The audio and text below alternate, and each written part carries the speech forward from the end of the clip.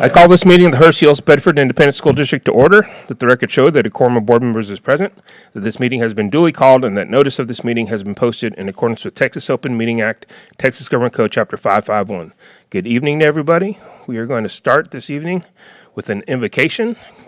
Tonight that'll be given by Reverend Dr. Whitney Wilkinson Atchery from Emmanuel Presbyterian Church. Let us pray. Ooh, that's loud. God, creator of all, out of generative darkness, you saw endless possibility. You spoke light and over millennia breathed life into an interdependent creation, naming us all good. Jesus, teacher and friend, you put flesh and bone on that goodness, serving us, teaching us, showing us how to remember our belonging to each other. Holy Spirit, comforter and discomforter, you made that belonging a holy fire poured out upon all flesh and gave the pure gift of understanding as people with many languages finally heard one another. We come seeking your creative goodness, your lessons in belonging, and your divine understanding. We pray that you would indwell in the words and thoughts, hearts and minds of those who work tirelessly to bring our children a better world than the one we have known. Bring clarity of purpose and unity of mind. Bring the resources and dedication needed to see that our children are educated in the ways of compassion, holy curiosity, and neighborly love. Draw near to the students who struggle because their brains work differently, or their home life is precarious, or their path is lonely. Remind them of their worth and their potential. Draw near to the educators, administrators, counselors, and nurses who work with limited resources to draw out the unlimited potential of children. Sustain them with the knowledge of the difference they make, a difference you always see. Draw near to those indispensable workers, the bus drivers, cafeteria workers, custodial staff, all those who keep our kids safe and fed and clean. Provide for their fair pay and quality of life. God, our creator, Jesus, our teacher, Spirit, our comforter, we pray what all who love children pray, that they will become the best of us, that they would become better than we are, that they would ultimately teach us, and we would follow where they lead. This is our prayer and our promise. Amen. Thank you so much. All right, next we're going to have our Pledge of Allegiance. And tonight that will be led by Jensen Albee and Tessa Ortiz from Meadow Creek Elementary. We'll follow you. We have the American flag here and the Texas flag over here. I pledge allegiance to the flag of the United States of America and to the republic for which it stands, one nation, under God, indivisible, with liberty and justice for all. Honor the Texas flag. I pledge allegiance to thee, Texas, one state, under God, one and indivisible. All right, thank you. Don't run off too quick. Come back. I have some certificates of recognition. I'm going to let Ms. Cole tell everyone about you. Okay, first let me tell you about Jensen Albee. Joined Meadow Creek in third grade and is also a member of the Quest program. He has represented our school in multiple spelling bees and known for his curiosity, quick wit, and wisdom well beyond his years. This year, he was the runner-up in the spelling bee. Tessa Ortiz has been a proud Meadow Creek Dolphin since first grade. She is part of both the Spanish Immersion Program and Quest Gifted and Talented Program. Tessa brings a bubbly, inclusive attitude to our campus. She's friendly to everyone, always eager to help, and constantly thinking outside the box. Both students embody the very best of Meadow Creek, and we are incredibly fortunate to have them representing our campus tonight.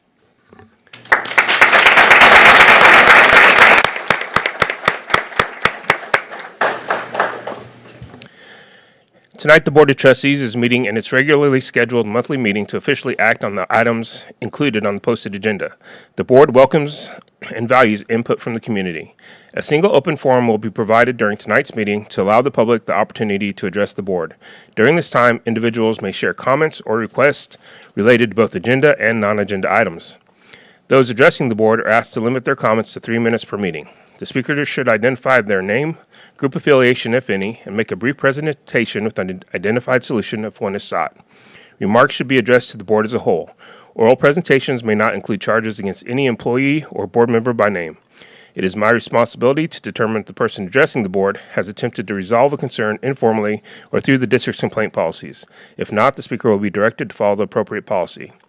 The Board requests that all presentations be made in a courteous, respectful, and professional manner and asks that speakers monitor their own behavior. If you wish to speak during one of the open forums, please fill out one of the cards located on the table in the entry hall. Next, we are going to review our board activity chart, and I'll start with Ms. Ewart. Surprise. Well, I had an opportunity to go to the academy over at TCC this week. I dropped by, and if you all haven't gone, you need to go check it out. The kids were having a great time, and I guess they've got over about 100 kids for next year's group going to be there. I got to see the new location where they're going to be located in their new facility. So anyway, it was really interesting, and I'm really excited about that program. I think that's district did a great deal getting that situation started. Thank you. Great. Ms. Cole? I attended several events since the last time we met, but I just want to highlight a couple of them. I attended the PTA Founders Day Luncheon, where all the PTA presidents and the principals and many of the teachers of the year gathered to celebrate PTA. And our PTAs are made up of incredible volunteers that are serving our students and our teachers in this district. And I don't think we could do enough to recognize the number of sheer hours and effort that those volunteers put in. So that was a really great event.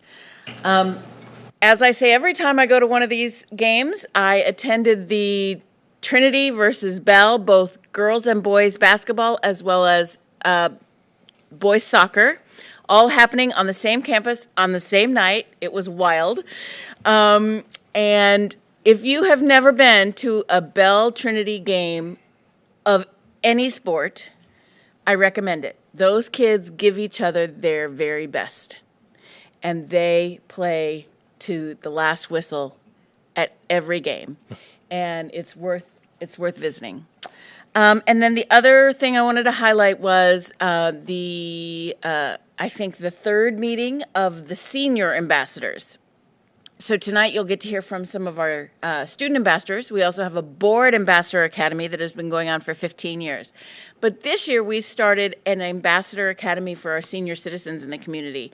And they're learning all about HEB ISD and what makes us unique and different, and how they can plug in and be a bigger part of our school community. So this time we talked about human resources and we talked about school safety. And it was a really great morning. All right, Dr. Began? So, as other people have mentioned, there are so many different things that we could talk about. But I wanted to highlight a trip that Ms. Cole and I took to Washington, D.C. not too long ago in order to meet with our senators and representative. So we met with Senators Cornyn and Cruz and their staff, as well as Representative Van Dyne's staff, and took the time to emphasize, along with 60 other trustees from around the state of Texas, how important federal funding for special needs students is. So the Individuals with Disability in Education Act was passed 50 years ago this year, and it, as part of it, it stated that the federal government would cover 40% of the cost to make those educational arrangements. So far, we haven't quite seen that. It's maxed out at about 14%, so a little off that 40%. So we really tried to emphasize that as much as possible. And so, as important as it is that they hear from the community, it's also important that they hear from those of us that are up here. So we took the time, and I'm hoping that they listened. All right, I got to go to a few things since our last meeting. We had our fourth meeting, I believe, of the Board Ambassador Academy, which was our business operations meeting where we met at the Auxiliary Services facility. So everyone got to take a tour of that facility, which is always an eye-opener for people who have never been there before. I also got to go to several fine arts events. I went to the Trinity Troyans show-off where they premiered their competition shows. Went to the Harmony Encore show, which is every year is a must-see, so it's always great. I also got to go to the Bell Jazz Showcase where the Bell Jazz Band and the Bedford Heights Jazz Band all performed, but it got closed out by the Sound Waves from Shady Oak, which is the Orff group that just recently performed it at down in San Antonio at the statewide band director, trying to blanking out, TMEA conference. So they did a great job. I heard from Ms. Cumberledge that they had a packed room, and that show went fantastic in San Antonio. So congratulations to them for getting to do that. I'd like to say a quick thank you to our greeters this evening. You may have noticed 2 students in green blazers as you enter tonight. These students are part of the HEB ISD Student Ambassador Program, which is a select group of students chosen through an application and interview process to be the face of the district. They are trained to assist with public relations and communication services and are given the opportunity to positively promote HEB ISD while developing leadership skills.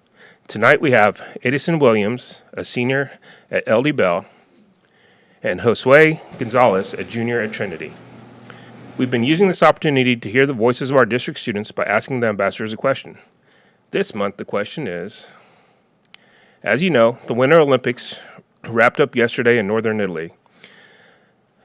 Imagine you could earn a gold medal for being the very best at something you're passionate about. It could be something athletic, academic, artistic, or completely unique.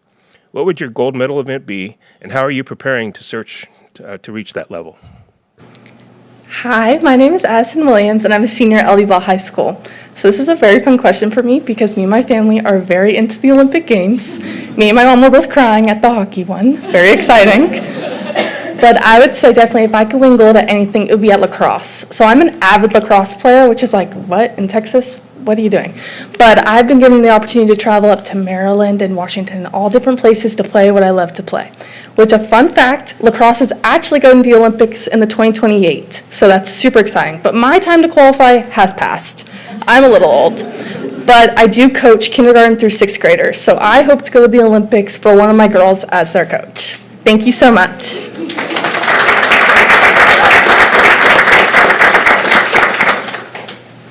Okay, so my name is Josue Gonzalez, and if I had any gold medal event, it would honestly be like kind of nerdy, but it would honestly be something in like technology. I just enjoy the fact of technology. I love how it processes, and I just love the general like aspect of it. I mean, I would prepare for it by just like seeking for future like advisors, mentors, and just preparing by completing my certificates and just being an outstanding person that can help with any task that is given to me.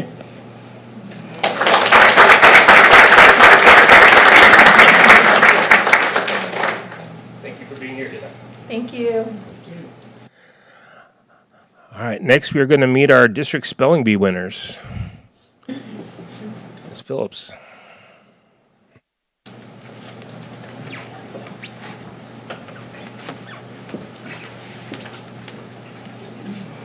Okay. All right, good evening, everyone. I love coming and celebrating every year with you guys and just honoring our champion and our runner-up in our district spelling bee. First of all, I want to remind everyone that it's not an easy task. There are 3 stages. They have to qualify for the Campus Bee, participate in their Campus Bee, and then our 21 elementaries and 5 junior highs come together to compete in our district spelling bee. From our district spelling bee, our winner, our champion, will then go to our regional bee for the Fort Worth area. This year, that regional bee will be held on Saturday, March 7th at Texas Wesleyan University at the Nicholas Martin Hall that morning. Also, this year, well, last year was the first year that we found out they now have a vocabulary, well, not just a vocabulary round, but several vocabulary rounds during the spelling bee, the regional spelling bee, to really mimic the National Spelling Bee as well, since we are a part of the Scripps National Spelling Bee. Also, because our region has grown, the Fort Worth area has grown, this year we will be sending 2 from the Fort Worth region to the National Spelling Bee, so that's very exciting as well. Okay, and then I always like to challenge y'all with a few of the words. Okay, all right, here we go. So some of our words this year were emissary, okay, menestra, okay, affable, and our winning word this year was archetype.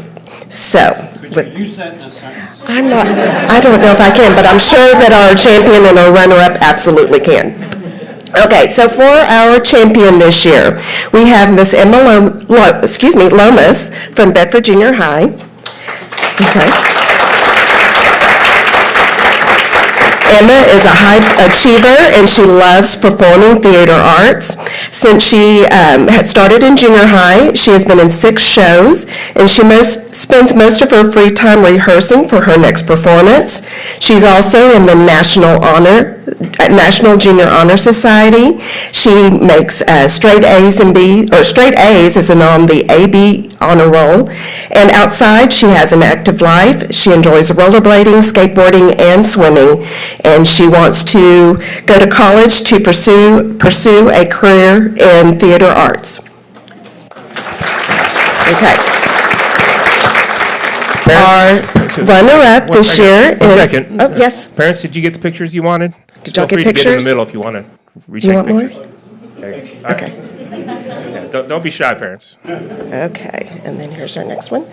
For our runner-up, we have Syra Alabachayo. If you recognize that name, you might know that her sister was our champion 2 years in a row. Okay, and so she is a 6th grader at Spring Garden Elementary. She sings in the honor choir for HEB. She has also been a member of our Suzuki Strings program for the last 7 years. She is a cadet Girl Scout, and she has earned both her bronze and silver awards through her community service projects. She is also in the theater at the Upright Theater and has been in many productions. She's one of Spring Garden's student ambassadors, and she would like to pursue her passions through business and if I can say this word, entrepreneurship, thank you, in the future. So congratulations to both these 2 ladies. They are amazing.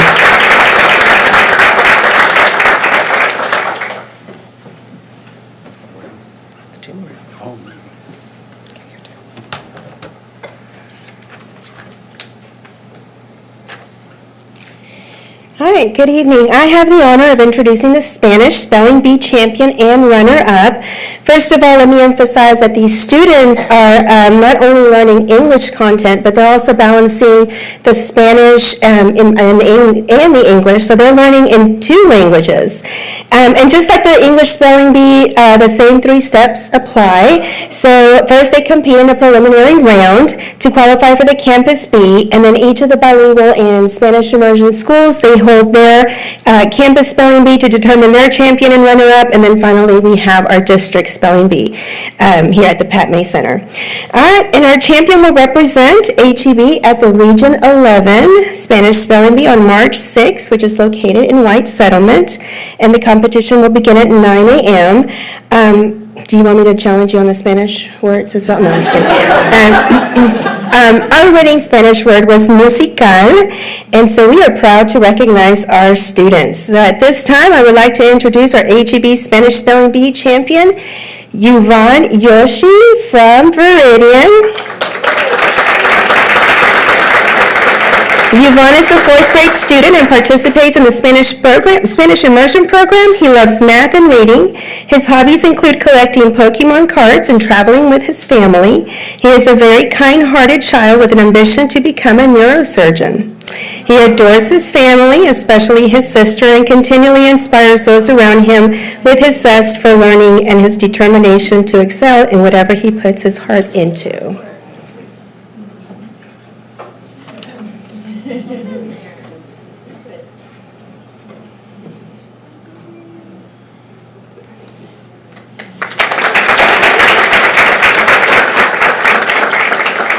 Our runner-up is Yoharis Sanchez Torres. Yoharis is a fifth grade student at Shady Oaks Elementary and participates in the bilingual program. She deeply loves the Spanish language and speaks it with pride. She enjoys being able to communicate with her family in Puerto Rico and Peru. She is a disciplined student whose favorite subject is math. She also plays softball and is the catcher on her team. She has been recognized with MVP awards and championships that reflect her dedication, leadership, and teamwork. She also greatly enjoys music, and she is a member of the Shady Oaks Elementary Choir and is currently part of the Shady Oaks Ensemble, the Sound Waves. One of the most important people in her life is her older brother, Jesus, whom she loves deeply, admires, and considers a great inspiration. Yoharis is a child of strong values, guided by her Christian faith, which is reflected in her respect, compassion, and love for others.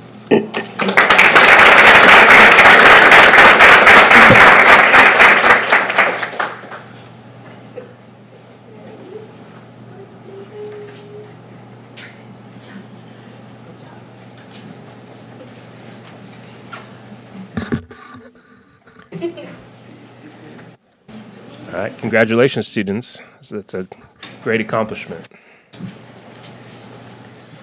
All right, next we're going to give out our presentation, or certificates of appreciation, and I'll turn it over to Ms. Cole.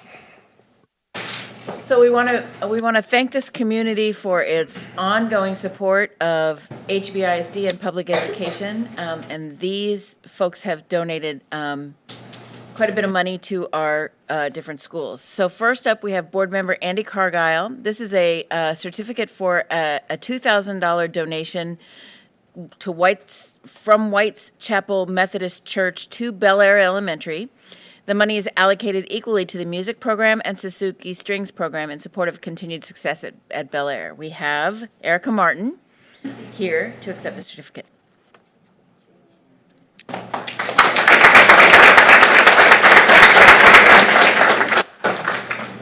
The next certificate is being presented by Dr. John Bagan. This is a $1,000 donation from Pagine and Michael Standish to STEM and School Libraries Department in support of STEM and school libraries in the district, and Dr. Kira Elledge is here to accept.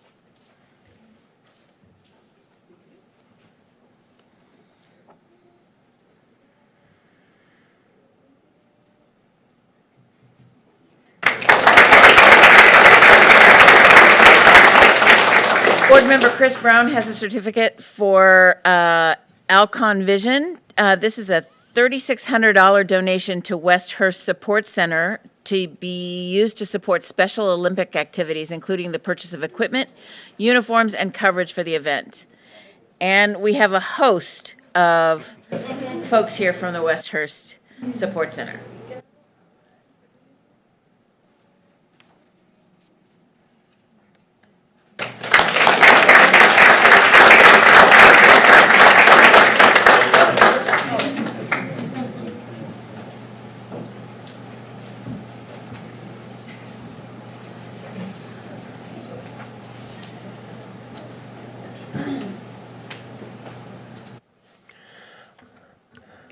All right. Thank you very much for those donations, and thank you, Ms. Cole. Dr. Harrington, do you have any comments this evening? We just have a couple. I just wanted to point out, we had an event that had not happened for a few years, Jump for Joy. It is several months ago, we had two of our retired teachers were up here, Wendy Parmalee and Betty Edgington. Well, that group put together that event, and after COVID, the event hadn't happened for several years, and so they got together, and they raised $72,000 for our homeless students in HEB. So I thought that was pretty incredible. And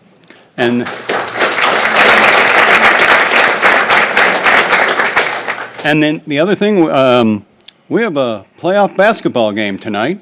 So LD Bell is playing North Crawley at 7 o'clock at Arlington Martin. And Coach Fielder, our athletic director, we're going to have to push his presentation because we sent him to the game. Okay. All right. Any clarifications? None at this time. Okay. All right. We're ready for open forum number one. Well, I guess only open forum.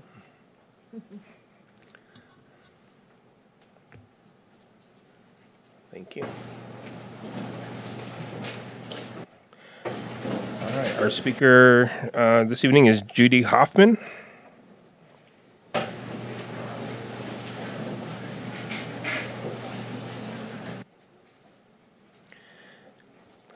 Ms. Hoffman, the timer will come up on screen. You'll have 3 minutes once you start. I'm not going to talk long. Okay. I'm Judy Hoffman. I'm a retired teacher. I taught at HEB for 10 years, and I also subbed for HEB. And last Friday, when I was up and down Hurst-Euless, Maine, I saw a bunch of high school students holding up anti-ICE signs. And I was just wondering, what is your policy on this? Do you allow students to protest or not, or what? That's just curious. All right, since this is an open board meeting, we're not allowed to speak to things that aren't on the agenda. Okay. But I can have you talk to Dr. Johnson right there, and he can answer your questions about the policy. Okay. Yeah. Thank you. Thank you. Okay.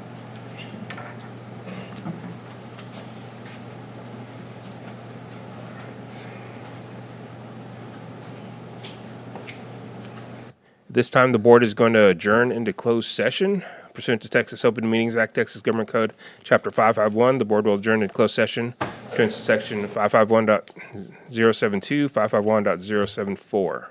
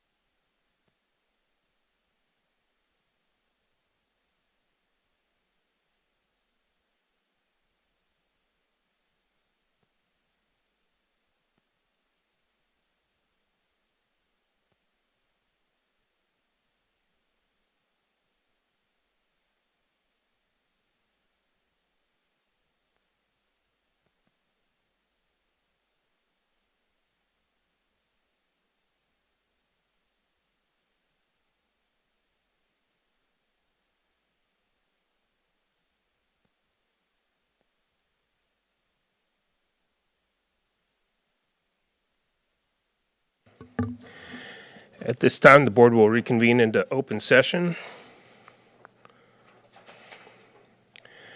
Let's see, we're at action items 9.01, consider approval of Oakwood Terrace Elementary School principal beginning the 2025-2026 school year.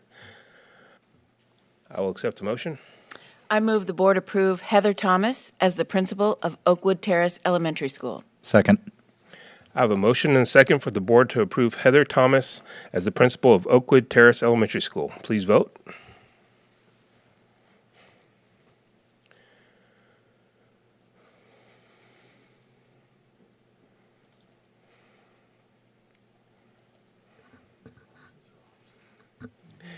And that motion passes.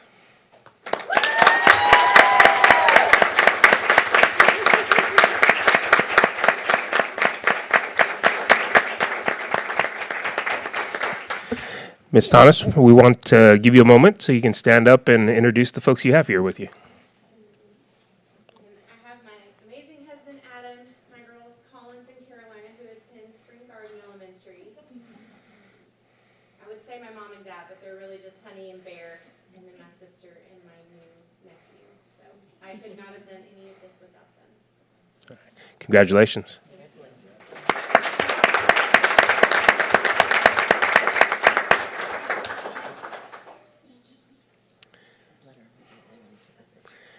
Yeah, if you want to, they want to take your picture out there in the hall, so you can go with Miss Tuttle.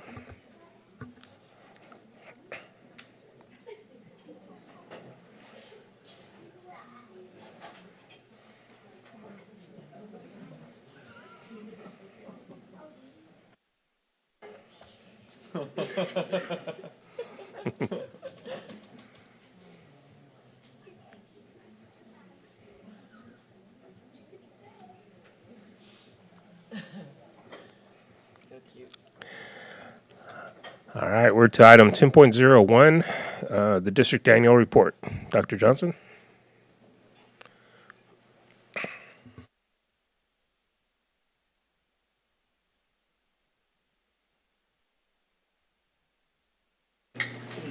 Good evening. So I know they wanted to stay for this scintillating district annual report.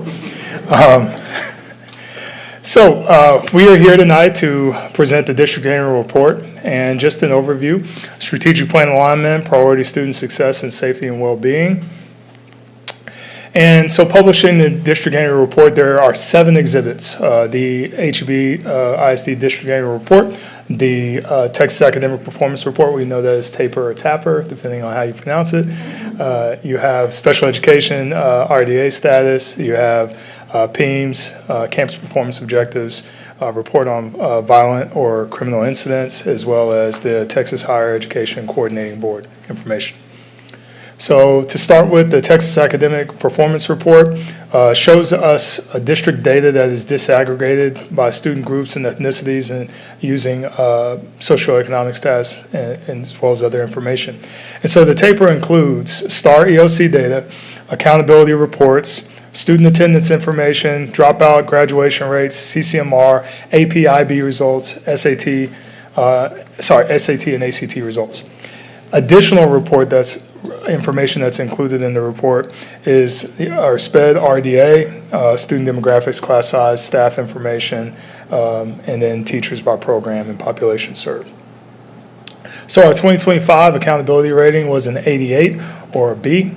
As Dr. Harrington would say, it's a B+. We have coined that term. It is ours. Credit Joe Harrington. District distinctions, post-secondary readiness, and the special education determination status meets requirements. So next up, we talk about student demographics. And so we were just above 23,000 students, 23,198. And you see the ethnic distribution. And then student information broken out by male, female.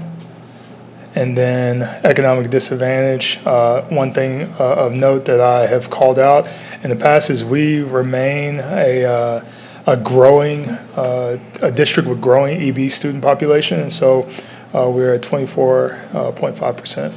And then our Title I and our at-risk. And next up, future Dr. Reek is going to present RDA. Thank you.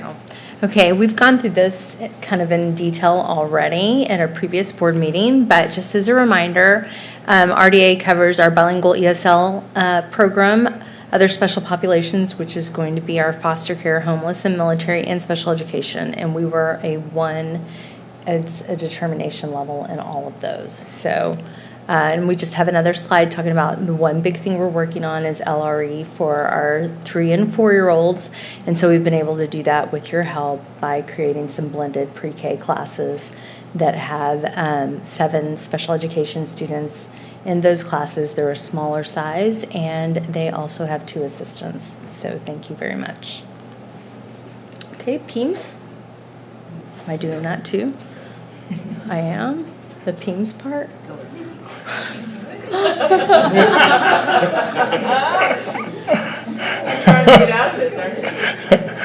All right, so for our PEAMS, we have that is routinely reported through Mr. Williams, and you see that link that they can access the PEAMS financial standards report. And campus performance objectives is going to be presented by Ms. Darla Clark. Okay.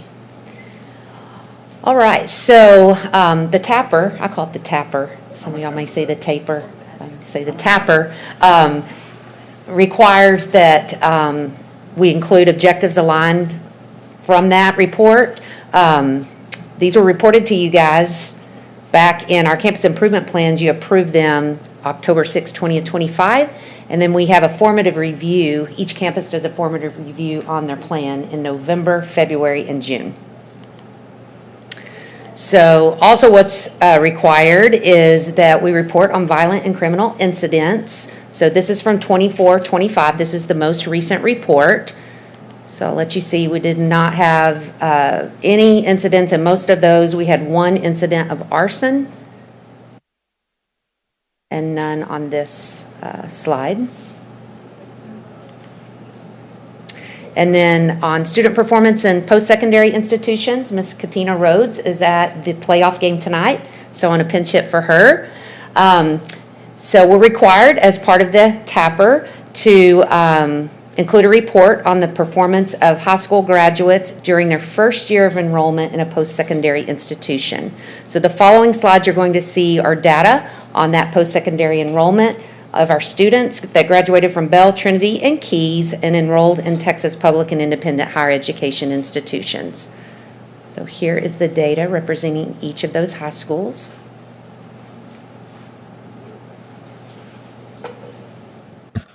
And just remember that information is limited to Texas public schools. Right. Yeah, so if they're out of state or in a private school, information is not collected.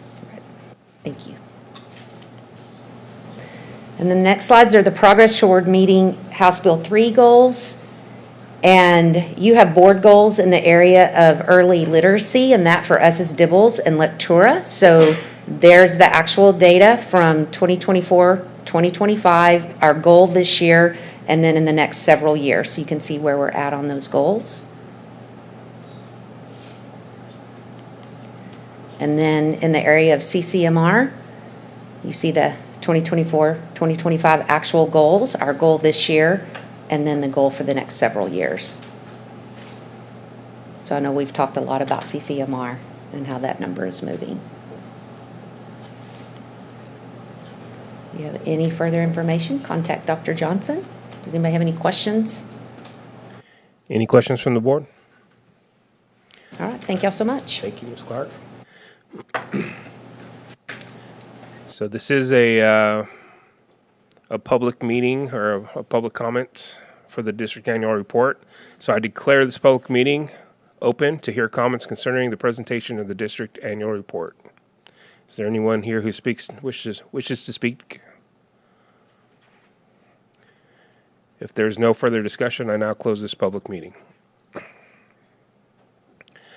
All right, we're at 11.01. Consent agenda items. Does any board member have anything they wish to pull from the consent agenda? And I'll accept a motion.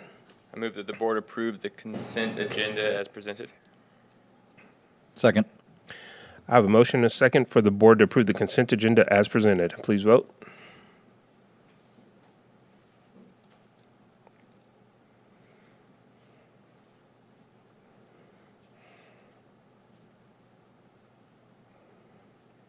And that motion passes.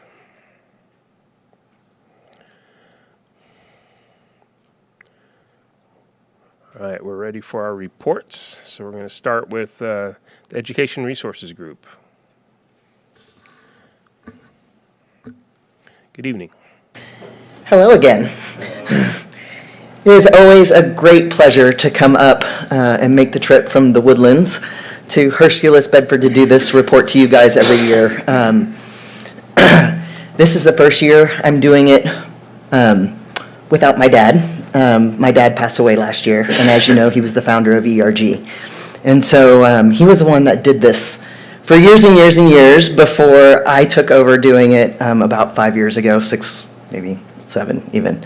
But I know that this is a district he holds near and dear to his heart, and it continues to be so for me and my sister who are continuing on in his stead.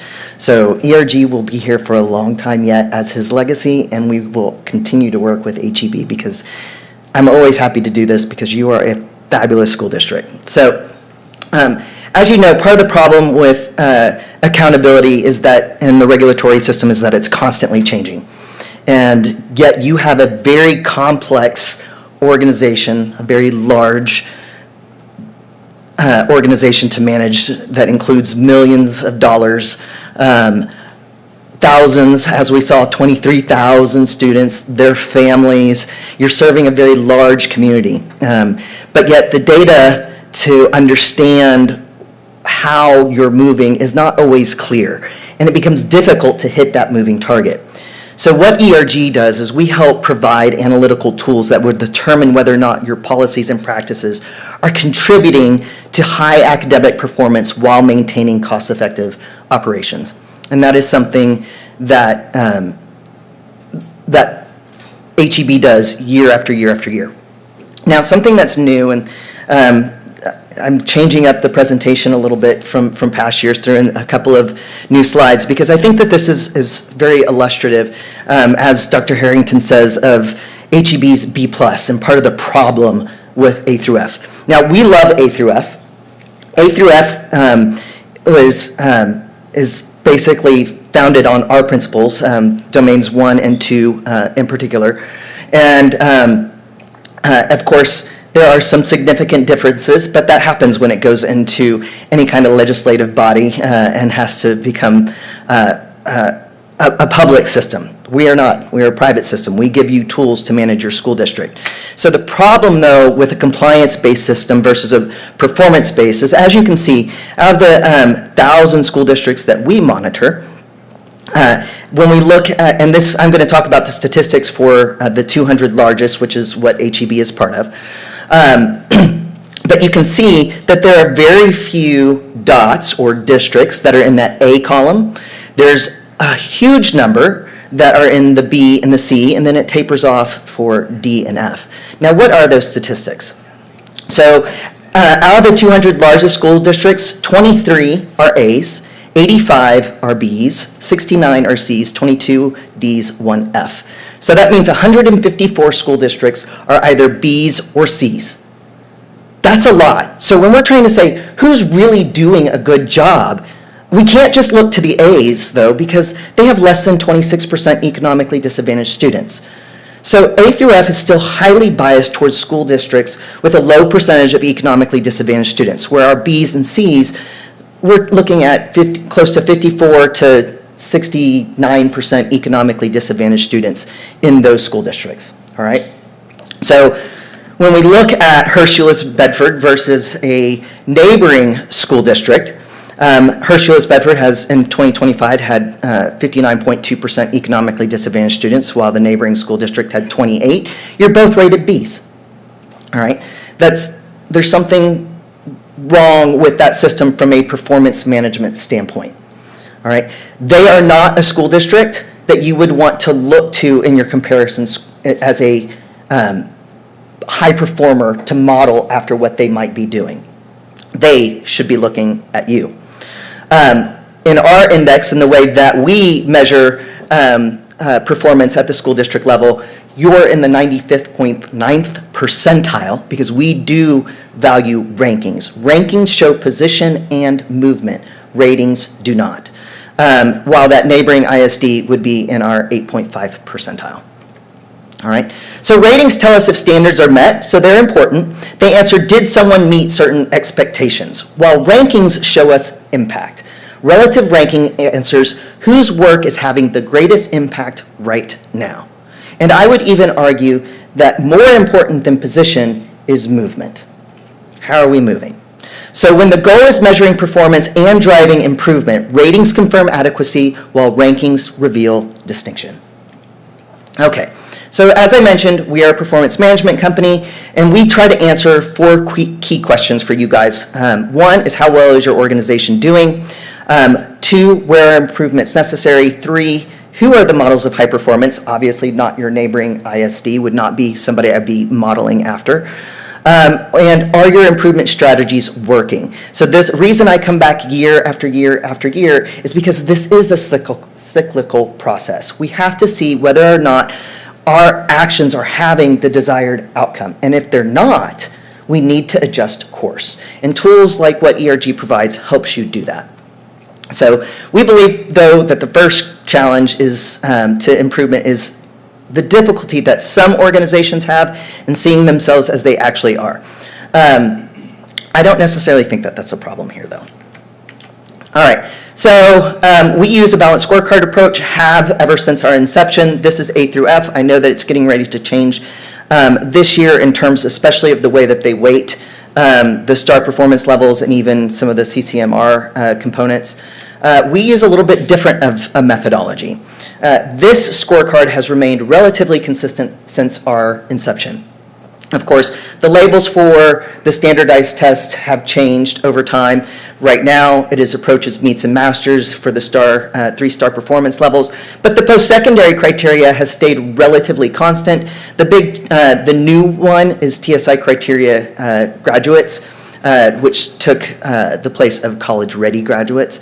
And those are all stable measurements. And part of the reason we don't use CCMR is because it changes too much year to year. And if you're trying to have a tool that measures how your organization is doing and where you want to go to work, if the scorecard's constantly changing, you don't, again, know if your policies and practices are the problem.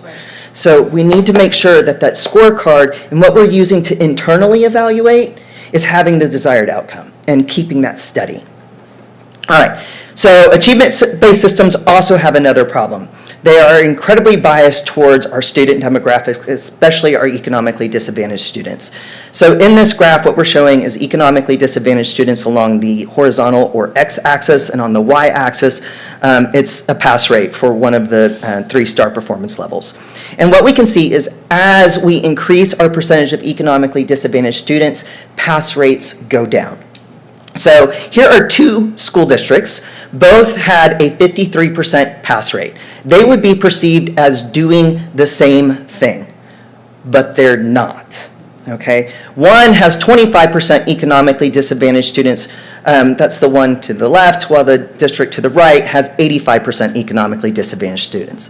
So what we try and do is we try and level that playing field. And the real measure of effectiveness is who's doing the most with what they have. And so we measure that variance. So that school district with 85% economically disadvantaged students is exceeding its expected pass rate by 22.4%, while that one with 25% economically disadvantaged students is falling short by almost 5%. All right, what's the value of this? Achievement has a strong bias towards towards districts and campuses that have a low percentage of economically disadvantaged students. Performance removes that bias, and it offers us the opportunity to identify highly effective organizations, peoples, and programs. Oh. Keep pushing. There we go. As you know, with the adoption of A through F, performance is no longer quite as confusing as it maybe was once upon a time because of domain 2B.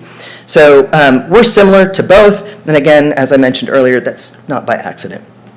The other way that we differ is that we do incorporate a financial component. We look at efficiency. So looking at total operating services, there's a couple of things that we do when we're measuring financial efficiency.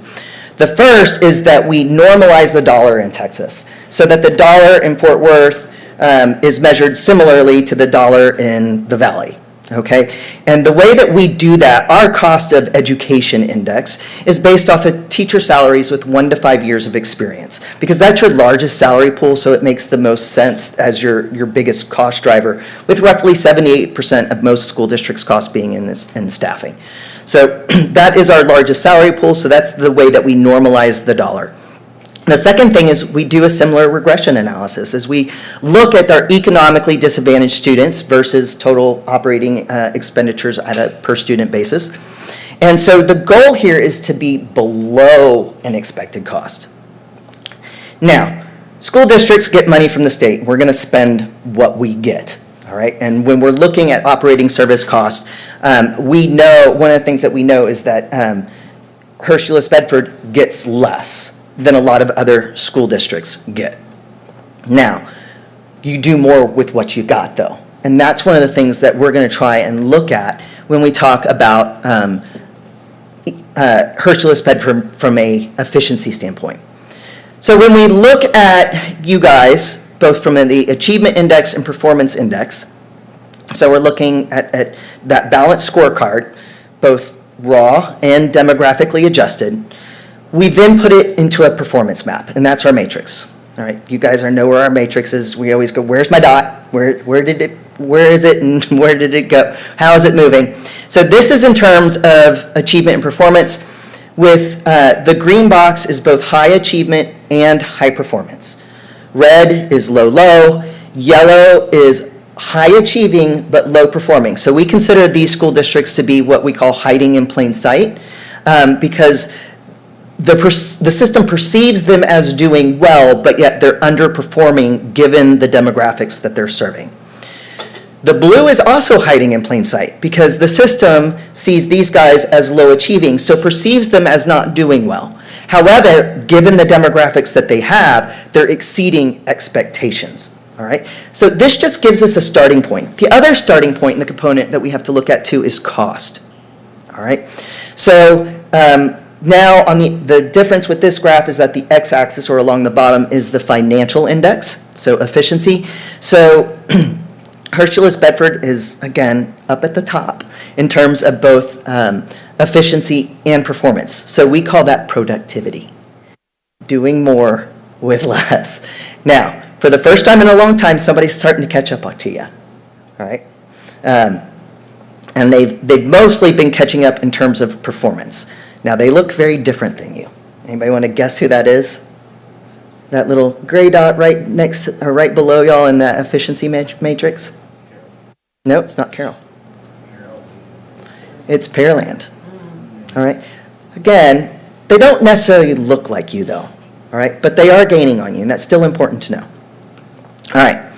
So here they are. All right, 2024. That's where everybody's dots were.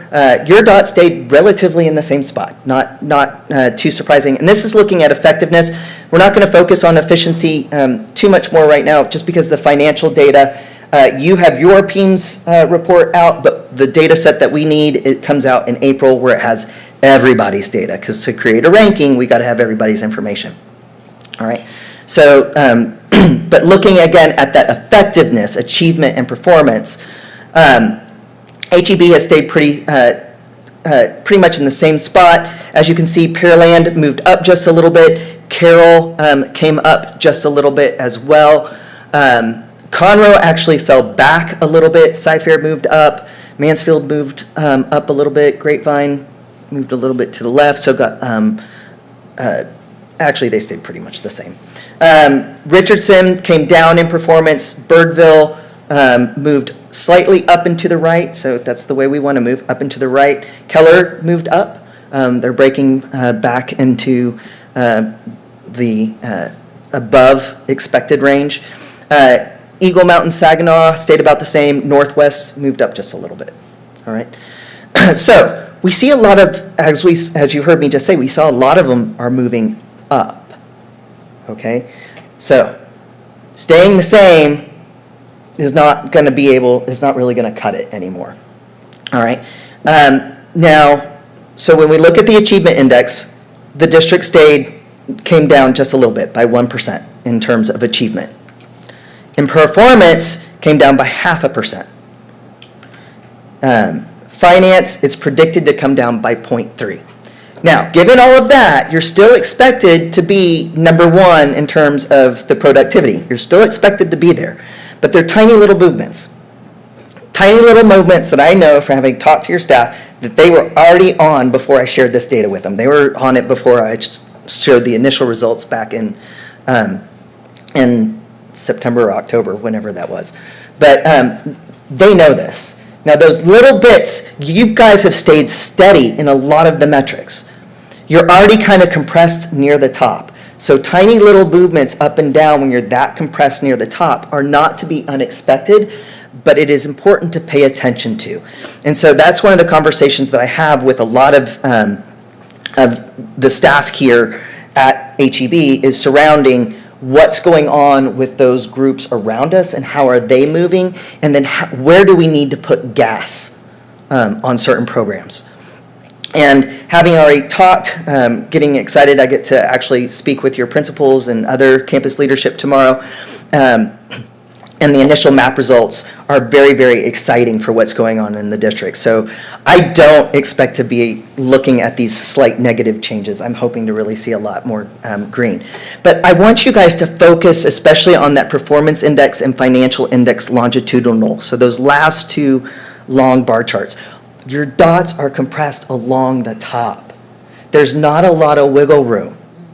Okay, so a small little tick backwards, I don't want y'all to focus on that. Your district is holding very strong and very steady. All right, so where are the areas that we saw a couple of nice big jumps? The big jump was in SAT scores, actually. You went from the 52nd percentile up to the 63rd in terms of the raw scores. And then when we look at, once we adjust for demographics, in the 61st percentile and up to the 72nd. So again, we focus on percentiles so that we can look in terms of how we're moving relative to everybody else. So, yes? I'm sorry, it keeps doing it. Yeah, oh, it's okay. I can deal with the sticky button.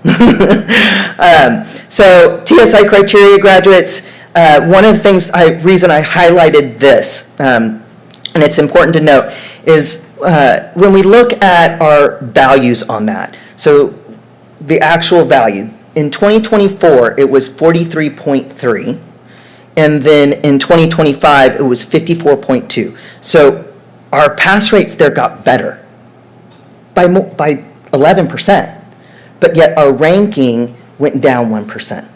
What does that mean? That others are getting better faster than us. Okay, so the only reason I really wanted to bring that up is because we're monitoring, we're improving, but we need to add a little bit of gas. But the reason I'm highlighting that bottom line too, though, is that was our one measurement that was performing, especially in 2024, it was 3.1 points below what the model would predict, and we're closing that gap. So we're now at 2 points below expected. All right, okay. When we look at campuses, the scorecards are a little bit different, just because at elementary and middle school, we don't have the post-secondary measures, so it is equally weighted on the 3-star performance levels. And so when we look at your campuses, 2024, your elementary schools, this is how they were in 2024. In 2025, we are seeing we saw a little bit of a shift down. It's a little bit more football shaped, but we did see Arbor Creek did move up and to the right just a little bit, so that's good. SBE, Shady Brook, right, they went up, but what we did see is that Bell Manor did come down.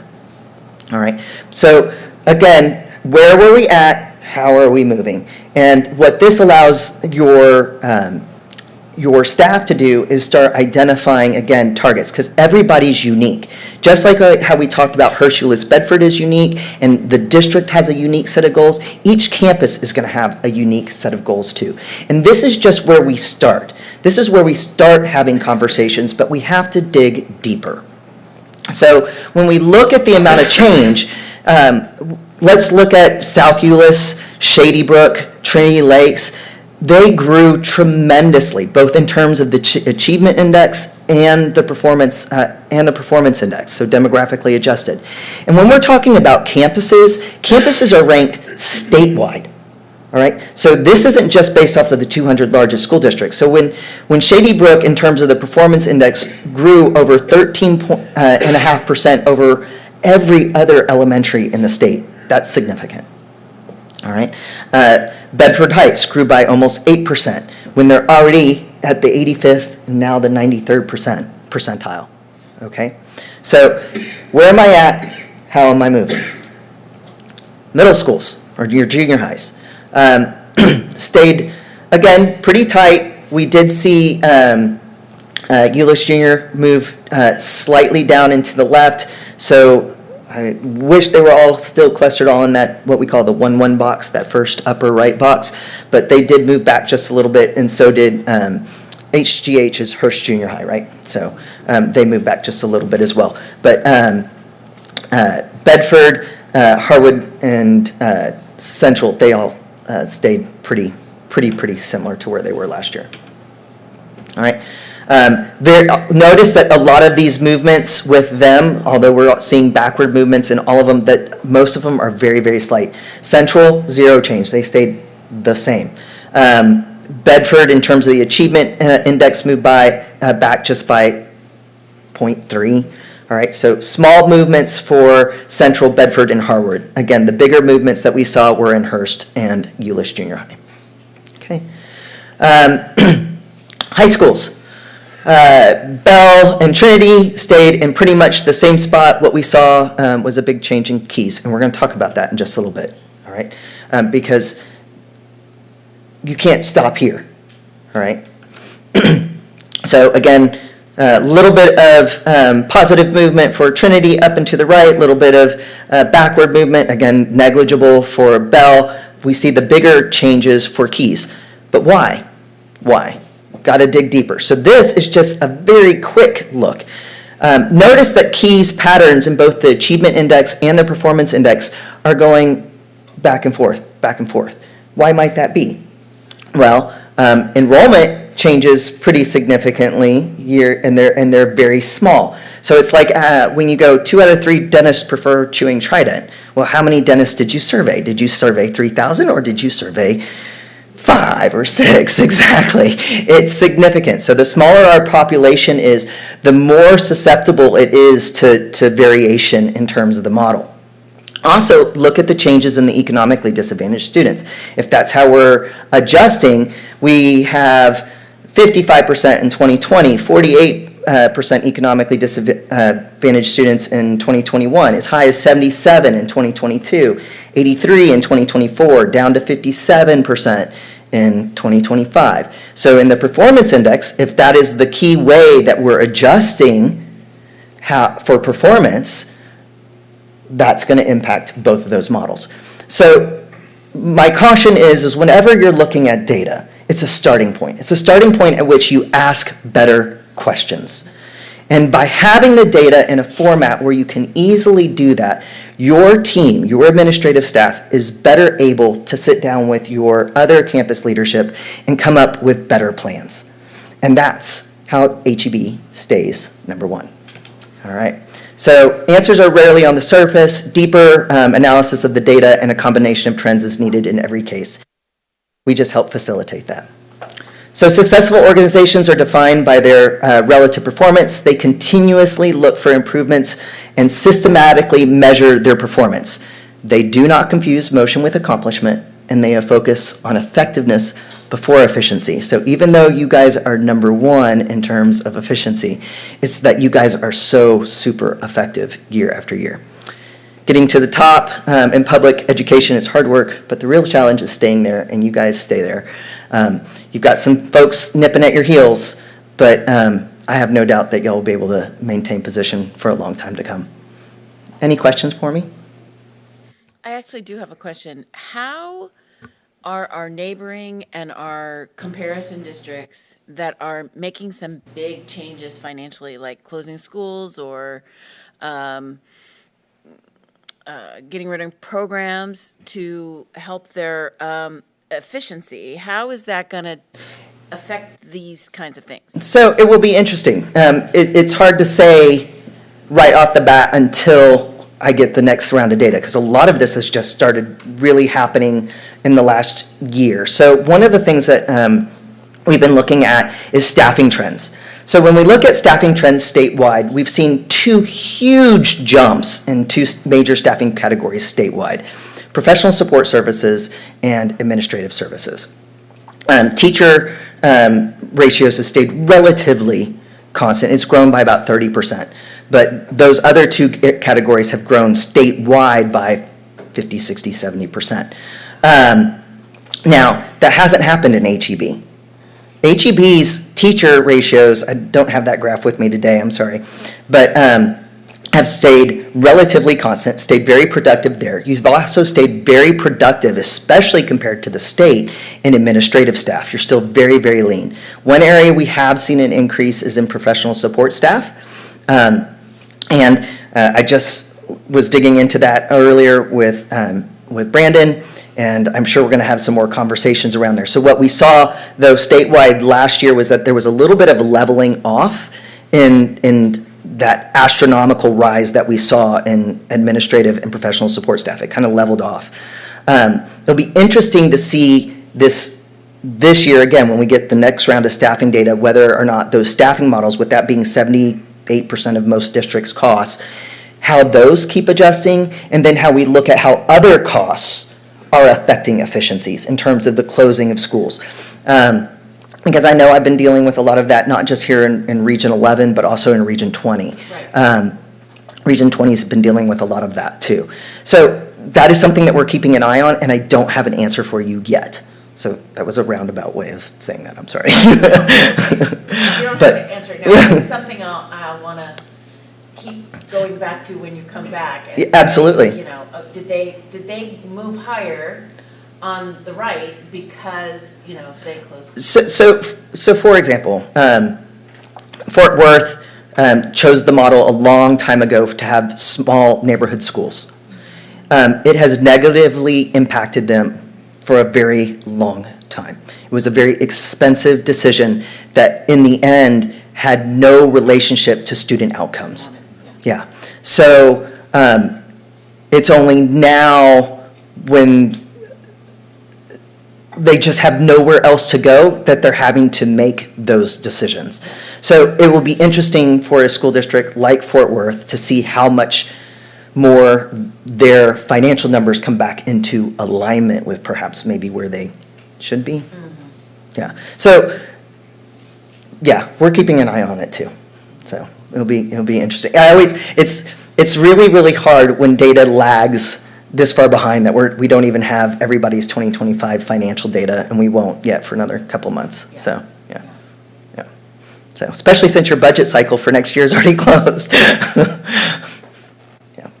Any other questions? The only other thing I was going to say is that I recently saw a presentation from the Commissioner of Education where he used some similar type of data graphs. Similar, not the same.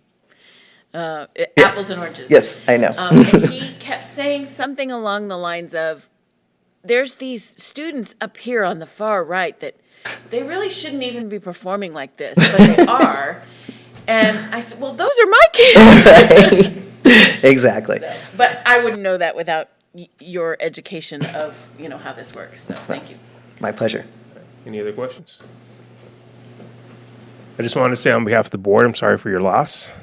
And I remember 13 years ago when I first became a board member, trying to digest all this raw data really made no sense until I heard my first DRG presentation, and it really taking data and putting it in context and in a system that we can actually use and made sense to me, and it still makes sense to me. I still look forward to looking at this more than I look forward to A to F, because this I think actually helps us make the school district better. So You need a framework to put the data in to have it make sense, and that's where I think that we can help you guys. all right, thank you. My pleasure. All right, from what I understand, we are pooling Mike Filder's presentation since he's not here. He's at the basketball game. So 12.03, disbursements for the month of January 2026. Any questions? 12.04, report on employments, resignations, and retirements. Was there any questions on that report? 12.05, strategic plan scorecard update, employee success and effectiveness and efficiency. Ms. Tuttle? That's not the right one. Sorry. There we go. All right, so I'm going to represent two priorities tonight and give you a brief scorecard update from our strategic plan. Employee successes first. And we are aligning this to quality indicator 2, which is employee recruitment, and it has to do with our 95% quarterly average fill rate. And you all request that we do this report biannually, and the other reports come in your Friday updates. These are the relevant quality indicator key actions that we use for the 95% fill rate. And so here you can see that for quarter 3, we're at 96.35%, which is not actually perfectly aligned to the number at the top of the screen that says 96.5. I apologize, that is just hitting me as I'm standing here. But we are definitely meeting or exceeding our target of a 95% fill rate. And as the last slide alluded to, this is greatly in part as a result of our district's Grow Your Own program. And then this shows you the breakdown by employee group. And again, 95% is our goal, but we are exceeding that in all of our employee groups except for auxiliary. But as you're aware, even we even differentiate for the percentages for retention for that group just because of the nature of that work. So we're very pleased with these numbers. And then under effectiveness and efficiency, I'll be speaking on behalf of Dobie here. This is related to the efficient use of district resources, specifically our goal that we maintain a minimum of 5 months of operating expenditures in the general operating fund balance. These are the quality indicator key actions that feed into this particular goal. And what you're going to see here is that we are definitely exceeding our target. We're at 9.31.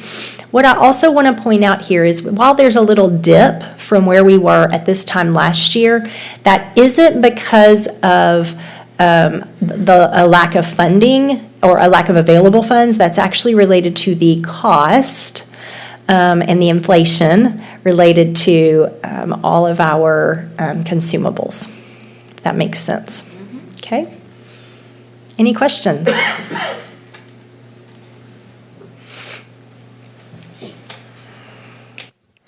All right, no questions. I got out of place. Update to DEA regulation, compensation and benefits. All right, so we are bringing to you just some information on revisions to DEA regulation, and this is specifically addressing the need that we have during disasters or inclement weather like we experienced recently, the need to be able to pay premium pay to those individuals who are asked to and are able to make it to work to help us prepare for the safety of our students and staff. And so what we have added, it allows our employees who are asked to come in and are able to come to work, This is going to ensure that just everyone is compensated at their regular rate, but for the actual hours worked for those employees, they will receive 1.5 times their regular rate of pay, in addition to the same compensation that everyone's receiving. Any questions about this? Any questions on this regulation? Thank you, Ms. Tuttle. Next, we will hear about our care rooms. Ms. Reek.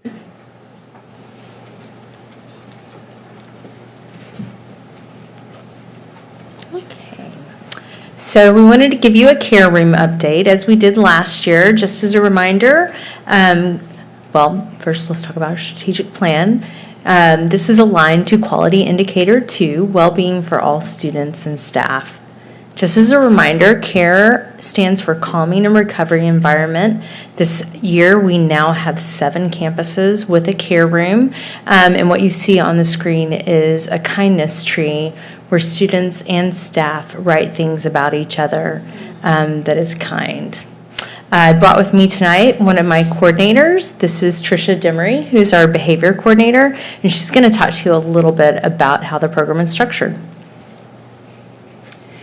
So the way that the classrooms work, we actually have 2 types of visits to our classrooms each day. So we have scheduled visits, which are kids we have identified that need this intervention. It is just like a math intervention, a reading intervention. These are kids who do not have behavioral skills. So we schedule interventions for them to work on executive functioning.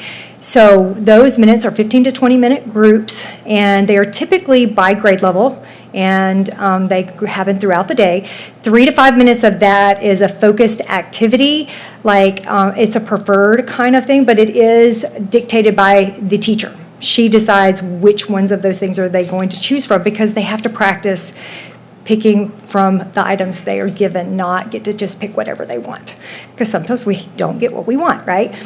So, and then 10 minutes is a social skills lesson where we work on those executive skills and we work on practicing the things that we struggle with. And then 2 to 5 minutes is a review, and then they return back to class. And that is one group. And then we have sometimes kids that are just, something's happened. They have come to class, something has gone on in the class. Maybe they just walked in and they are dysregulated, and it is disruptive to the learning of other kids in that classroom, and we want to regulate them as quickly as we possibly can. And if that teacher is unable to use the skills she's got in the classroom and it's taking too long, they go to CARE to receive that opportunity to calm with the teacher, co-regulating with them. And we have a very, strategic process of how we do that. We have 5 steps. They work through those 5 steps, and then once they are regulated, they go back to class ready to learn. So those are our 2 ways we do this. And this one is my favorite. So we do use conscious discipline, and CARE is all evidence-based practices. They are embedded through all the 7 skills. We do check in and check out. This is an opportunity for those kids to come to class, come to check in with the CARE teacher, and decide what their goals are going to be for that day. Am I going to keep my hands to myself? Am I going to keep my feet to myself? What am I going to do, and set my intentions for the day? Because we all need, I will do this today. I'll get up and go to the gym today. Social skills, we work on our social skills. Positive reinforcement, because we know that kids need to hear that they are doing well when they're doing well. Self-management, practicing, those skills of calming, the skills of practicing that I can accept no for an answer, because that's hard sometimes. We use prompting, visual supports, because anytime I have an opportunity to see what my expectation is, I'm going to do a lot better. It's kind of like the IKEA directions, although I'm not very good at putting IKEA stuff together. Social narratives, restorative practices, and modeling. So, if you see on there, we have some breathing strategies that are taught in our care rooms. We have the STAR, which is smile, take a deep breath, and relax. We have the drain, we have the balloon, and the pretzel, and we thought it would be fun if you guys joined us in a breathing activity tonight. Yes. So, we are going to do the pretzel tonight. You are going to have to stand up. Oh, Lord. It's an opportunity to stretch. So, you're going to cross your legs, because we're going to cross midline, cross over, clasp, that is excellent. And then you're going to take 3 deep breaths.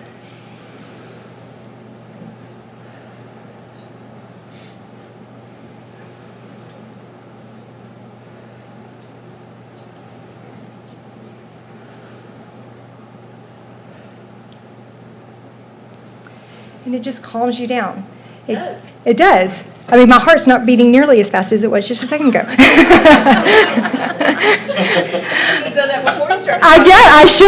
I should have. But really breathing is one of those techniques that we do naturally as adults. We just practice breathing, but we have to intentionally teach children how to breathe, because when I ask them to breathe, this is what they do. They go, but they really need to breathe from their belly. And so we teach them how to breathe from their belly so they can really get that cortisol release so they can calm. That's great. Awesome. And a cool thing about the breathing strategies is that a lot of campuses have come up with their own and will incorporate their mascot. So we have cowboy breathing at North Euless, and there's Spider-Man breathing too, which is really popular. Yeah. So. Sure. All right, some of the activities that have happened this past year. We added Harrison Lane and Trinity Lakes last spring, and then all of our care room teachers who were new to us went to a week-long training of conscious discipline in Houston. And then one of the most exciting things we did is we brought conscious discipline here, and all of the staff from all 7 campuses received training from national trainers on conscious discipline.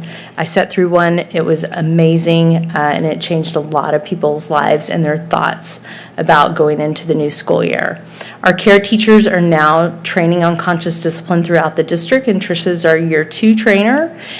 We have had our first district parent training that is just for conscious discipline. We're about to have our second one, so it's very exciting.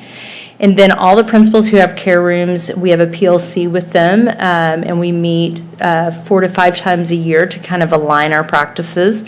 And we have behavior assistant training, and we just completed a principal and care teacher survey that helped us with some of the information you're receiving tonight. One big thing that I've been excited about is not just what our care room teachers are doing for students, but what they're doing for other teachers in the building. They are bringing in a culture of prevention rather than reaction. Their goal is to help shift that mindset of teachers and give them skills and tools in their own classrooms. So that's the whole goal of conscious discipline. It's not about changing kids, it's about changing adults and how they respond to kids. So these are just some of the activities that they do. They have newsletters, they have strategies that go out every week. They do training on campuses. They're in classrooms, running groups, modeling for teachers. So it's a really exciting thing. To date, we've had 3,699 visits to the care room throughout the district. We've had 181 students that are currently scheduled for care room visits, and we've had 23 students that have graduated from the care room. All right, and we just want to thank you for your continued support of this program, because it is amazing. Any questions? Thank you. Any questions? So I think this is a wonderful program. I'm so glad that you're doing it. At the end of the day, we need to give students the tools that they need to succeed, and this is just one more part of that. So I really appreciate that. I had a question, and maybe I missed this, but for the scheduled visits, or you have a student that has been identified for scheduled visits, what does that typically look like? Is that 2 sessions, 5 sessions? Does it vary quite a bit? Actually, they come every day.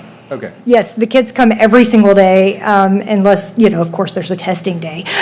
But no, they do come every day. There are some kids that we have identified that are, say they're 4, and they just need to be regulated on Mondays, because Mondays are really hard, or the day after 2 days off. So sometimes we do have that, but most of the time it is a everyday visit. Okay. And what is you said you had students who have graduated. What does graduation look like? we should have told you guys about that a little bit more. So graduation, I mean, we don't do a ceremony or anything like that. Typically what it is just that they have made so much progress on using the skills outside of the care room. Now they're using them everywhere. And we have had kids that we have used them as ambassadors to help other kids. Like they will do that check in, check out in the morning. And so a fifth grader will meet with a kindergartner and say, okay, what are we going to do today? What goals are we going to set? What are your intentions? And then they check with them in the afternoon to see how they did. It's kind of fun. Yeah. So, the best way you learn something is by teaching it to somebody else. So that's what it looks like. Awesome. Great questions. Thank you. Can I ask a quick question? I have to do with this. You can talk to him afterwards. Yeah. All right, Thank any you. other questions from the board? All right, thank you.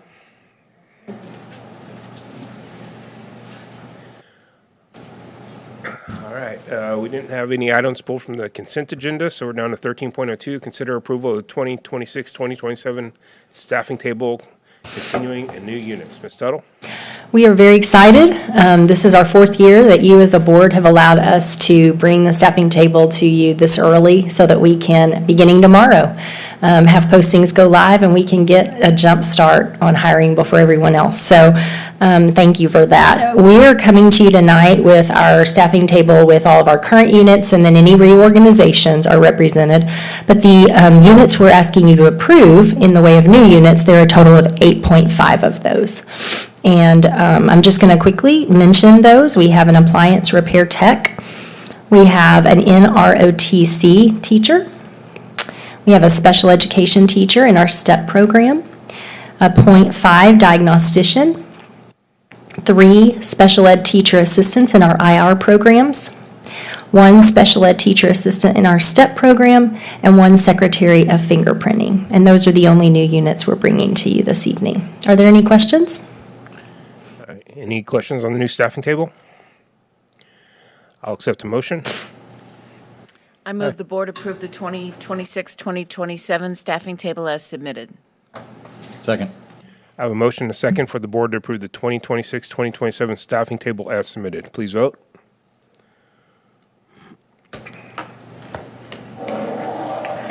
And that motion passes. 13.03, consider approval of revisions to board policy CW local naming facilities. All right, so we are coming to you this evening with some suggested revisions to CW Local, and this policy deals with naming facilities. And so what we're adding to this policy, or requesting to add, is that the district is able to accept payment for naming rights of a facility or a portion of a facility, like a room, anything like that, while affirming that the board retains final authority and all established naming criteria will continue to apply. All right, Any questions? All right, I'll accept the motion. I move that the board approve the revisions to board policy CW local as submitted. Second. I have a motion and a second for the board to approve the revisions to board policy CW local as submitted. Please vote.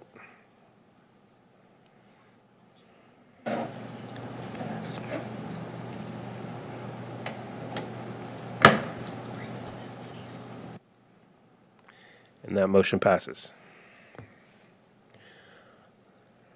All right, 13.03, consider approval of HEB ISD plan and application to delay HB2 teacher certification deadline.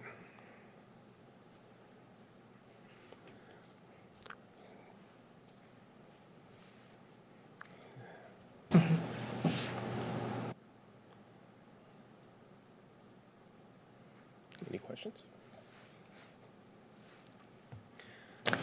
All right, so part of House Bill 2 placed a requirement that all districts who happen to be employing any teachers who are not certified would need to develop a plan to ensure certification either by the end of next school year, or there is an option for an application to be completed that allows school districts to delay that certification deadline. And so before I get into the presentation from the plan that that is also linked to tonight's board docs, I want to point out that we currently have an HEB ISD in our educator and training program. We have 19 teachers who are foundational teachers, which means they're in a core content of either gen ed or special ed, who are not currently certified. And that's because in our educator and training program, they get 1 full year to complete that certification. We have 2 non-foundational teachers that are not currently certified. And over the last 3 years in HEB ISD, we've had an average of 33.33 teachers who are not certified at the beginning of the school year, okay, because of our educator and training program. So what I want to share with you is first the alignment to our strategic plan, and this is related to employee recruitment and of course retention as well, but we're recruiting and growing our own teachers. So these are the mandates and the options for school districts. You can either ensure full certification for foundational teachers by the end of this year and non-foundational by the end of next year, or you may apply to extend the certification deadline through the 29-30 school year. Now, one of the things I want to point out to you is I just read you our numbers. They are extremely low. And there are a lot of districts around us that have hundreds of teachers who are not certified. Our reason for having that number has to do with the fact that we're growing our own teachers, not by accident or just because it's the only person that we could get for a position, et cetera. So what is required if you want to submit a district plan is that you have to have a timeline by which you're going to achieve full certification. You have to have some recruitment and pipeline strategies. And I want to point out that in our plan, we have listed our educator and training program. We've listed our teacher assistant to teacher program.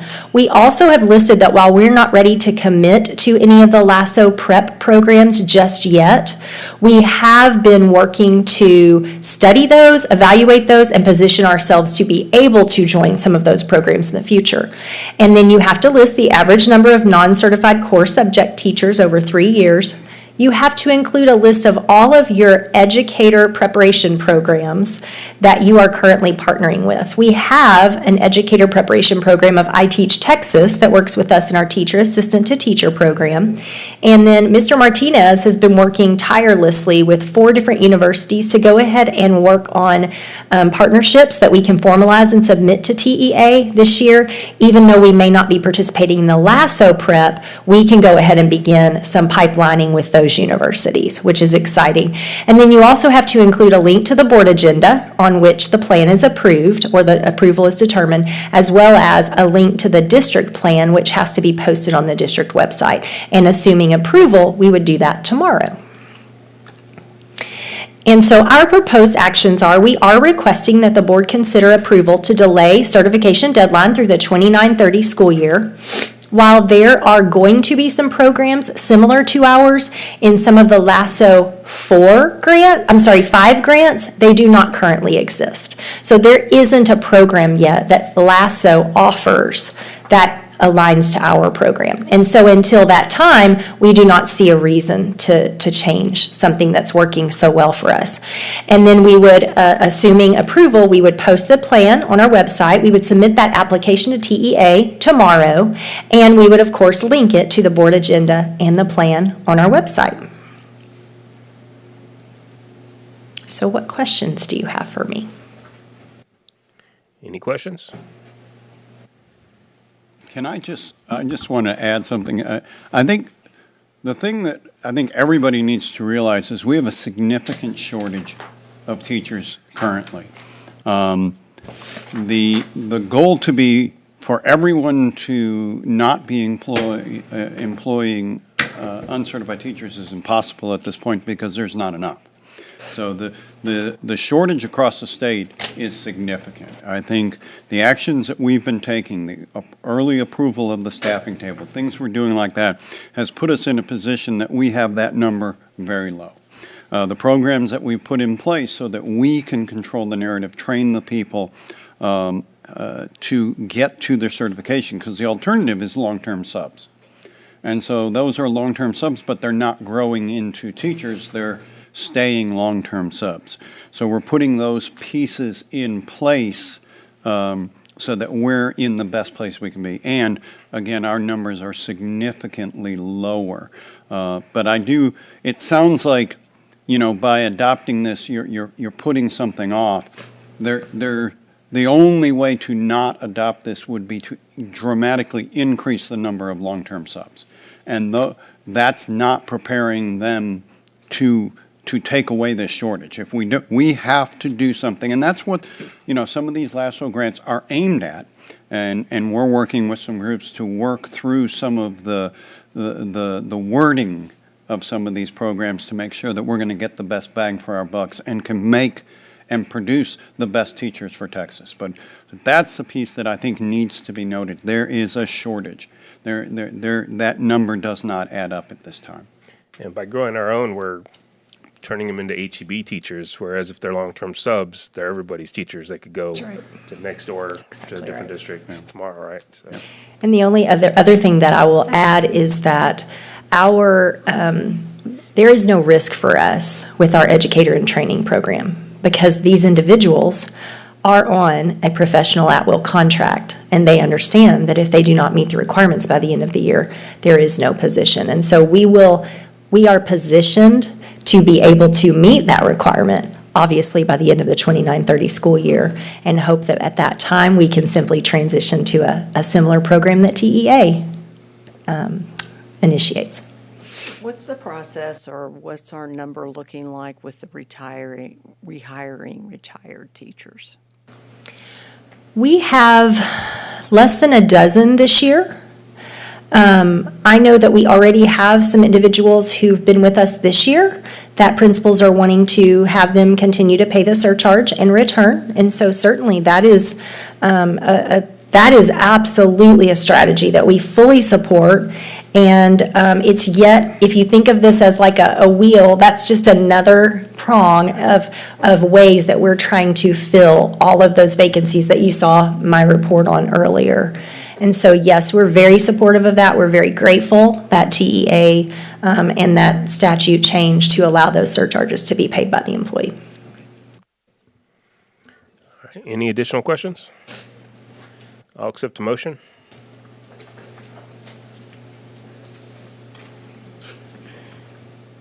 I move the board approve the HEB ISD plan to delay HB2 certification deadline and the submission of a TEA application for this purpose. Second. I have a motion and a second for the board to approve the HEB ISD plan to delay HB2 certification deadline and the submission of a TEA application for this purpose. Please vote. And that motion passes. All right, next we will consider approval of purchasing library books. So hopefully I will be your shortest one up here tonight. Our 30 days has passed. We had no comments from any of you or concerns, and we also had none from the general public. So we are requesting to be able to move forward. All right, any questions? I'll accept the motion. I move the board approve the purchasing of library books as presented. Second. I have a motion and a second for the board to approve the purchasing of library books as presented. Please vote.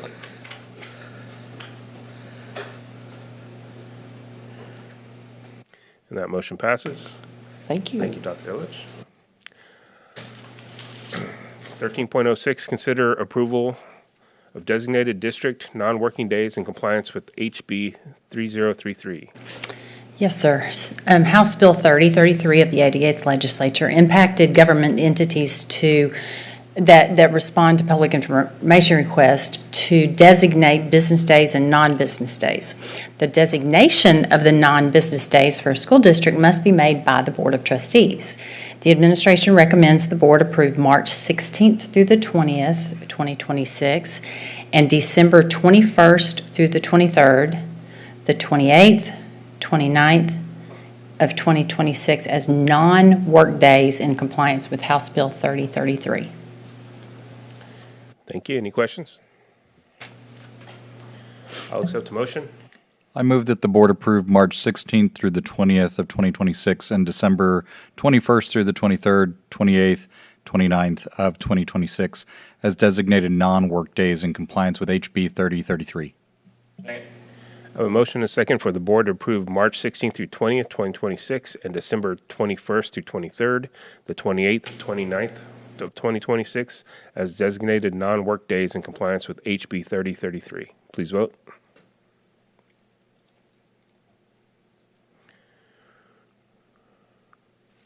That motion passes. All right. 1307, consider approval of memorandum of understanding with Six Stones Monument Generations. Yeah, so we wanted to bring this Six Stones MOU for Momentum Generations because they've received a significant funding grant that allows them to move into Bell and Trinity. And so we have the opportunity to service up to 200 students and continue doing the great work that they've already been doing at Keys. All right. Any questions? I'll accept the motion. I move the board approve the memorandum of understanding, Six Stones Momentum Generations, as submitted. Second. I have a motion and a second for the board to approve the memorandum of understanding, Six Stones Momentum Generations, as submitted. Please vote. And that motion passes. 13.08, consider approval of memorandum of understanding, HEB Reads. So we've been doing HEB reads for a while, and this is our first time we actually went ahead and put together an MOU. So this is the first MOU we have. Anything like that? Okay. Any questions? I'll accept the motion. I move that the board approve the memorandum of understanding, HEB Reads, listed above as submitted. Second. I have a motion and a second for the board to approve the memorandum of understanding, HEB Reads, listed above as submitted. Please vote.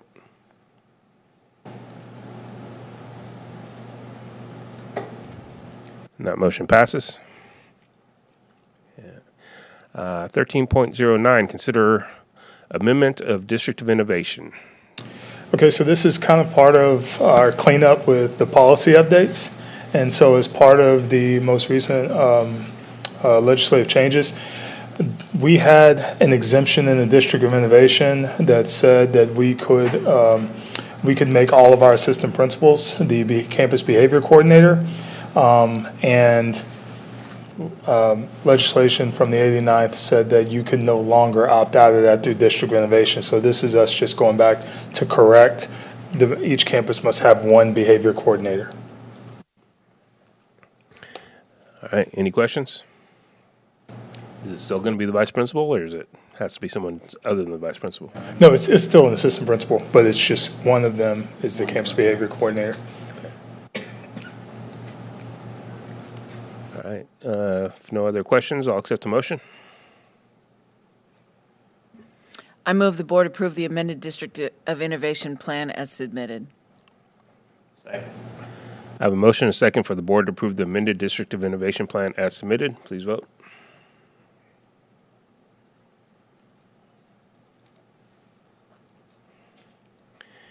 And that motion passes. 13.10, consider approval of amendment number 1 to Master Services Agreement with HORE Program Management. Mr. Minor.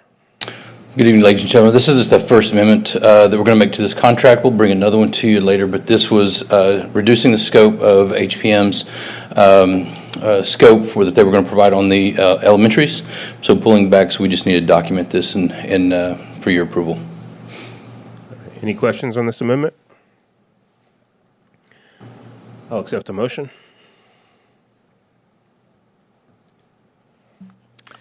I move the board approve amendment number 1 to the Master Services Agreement between the district and HORE Program Management as presented. Second. I have a motion and a second for the board to approve amendment number 1 to the Master Services Agreement between the district and HORE Program Management as presented. Please vote. And that motion passes. We're down to other business. Does any board member have anything they'd like to add to a future board agenda?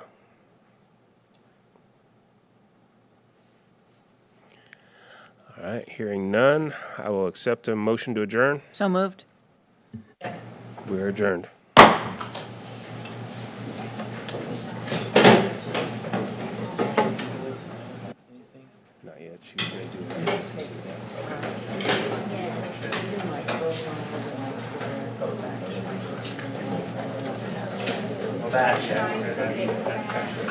That's a given.